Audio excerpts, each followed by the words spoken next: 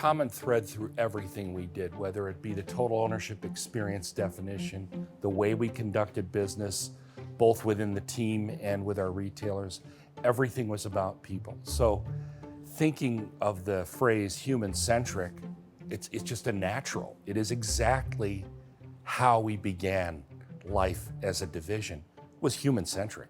If you think of the total ownership experience, the brand values, the philosophy, most of it was about treating people as honored guests and creating a great experience for people. And to see that continue on even into today's brand messaging is incredibly gratifying. The fact that the brand was all about people, or as Bill would say, was about people, is about people, and will always be about people, was just like the air we breathed. The idea of human-centric from the beginning was part of the Q45 development process. Mr. Oka would talk about the car being an extension of the human inside of it. Talk about being intuitive, of feeling like the Q45 could actually predict what you wanted to do, like it was somehow connected into you, reading your mind. That is the primary way that that whole human centricity flowed through into the product design and contributed to making the idea that Infiniti is seamless, that where the car leaves off and where the experience with the dealer or whomever picks up is really transparent and seamless.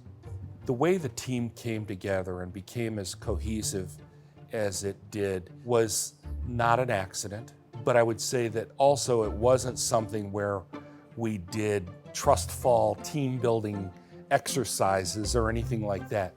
It was a natural consequence of the way Bill led the business. It was more of a process of osmosis than something where, okay, now you're part of Infiniti, here's your 5 rules or 6 rules of engagement, you gotta do this or you're in trouble. No.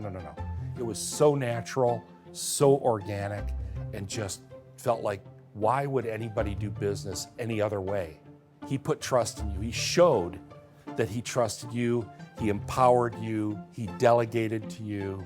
When somebody like Bill in his position trusts you, you inherently trust him back and respond in kind to that type of treatment. None of us had ever experienced a team environment like that before. In many ways, it was both daring and forward versus the sort of high pressure command and control environment that everyone in the auto industry was used to. The principles upon which the brand was founded have never faded. What do you think about treating people as honored guests? Is that important? What do you think? How do you feel about respect and trust and teamwork? I can't imagine anybody saying, yeah, that's so 80s. You know, that's gone. Nobody cares about being respected anymore. If anything, I think those things have gotten stronger and more valuable. And so I would say Infiniti's core values are shining brighter than ever. I think that when you have a sound foundation of core philosophies that are long-lasting, maybe even eternal in terms of their value, that when a company is based on those sorts of lasting principles, we can pivot. Nobody in 1980s would have foreseen autonomous vehicles or ADAS, buying cars online. There was no online. Even ride-hailing from an app, nobody even thought of that thing. But all those things can be incorporated into and built upon a core philosophy that endures. The fact that it's so easy to detach and disconnect from humanity now compared to those days makes those values much more relevant.